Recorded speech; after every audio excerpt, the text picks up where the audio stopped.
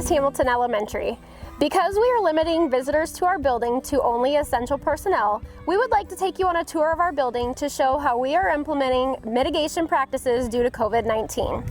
We have changed some of our early morning procedures for drop-off and pickup to ensure that we are separating kids into different cohorts and ensuring social distancing among our students.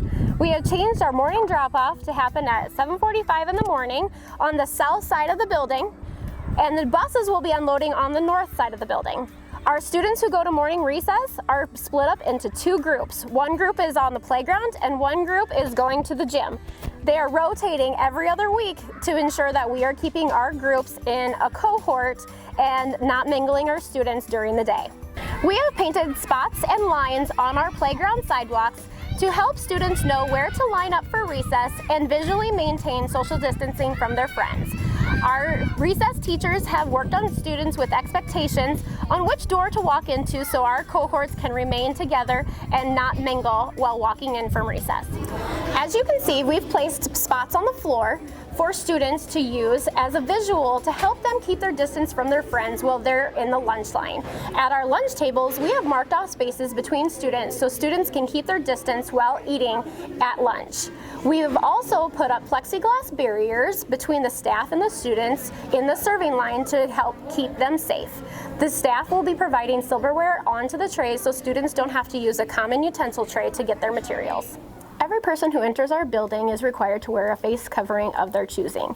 The only times that students are not required to wear their face coverings is during lunch, PE, and recess. During these times, we have worked with students on how to properly distance themselves and how to judge how far they are away from their friends and not touch their friends to avoid spreading germs during these times when face coverings are not required.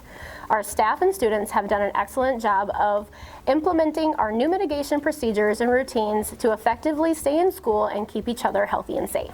Our classrooms have been set up to accommodate 3-foot social distancing as recommended by the American Pediatric Association. As you can see in this classroom, students have been spaced out in the classroom 3 feet apart with visual barriers to help them maintain distance from their classmates and their friends.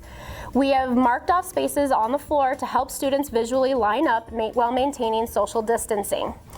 At carpet time, we are working on helping students understand their boundaries and their personal space by marking off spaces at the carpet for them to continue to participate in carpet time with their friends while maintaining healthy, safe distancing from their friends.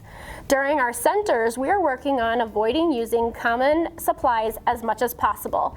In this classroom, the teacher has created bins for each student to have materials that they can use individually during center time that can be cleaned and sanitized before the next day.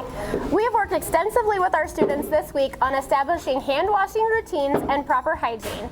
We have taught the students how to use airplane arms in order to keep proper distance from their friends and make sure that we are not touching our friends and spreading germs.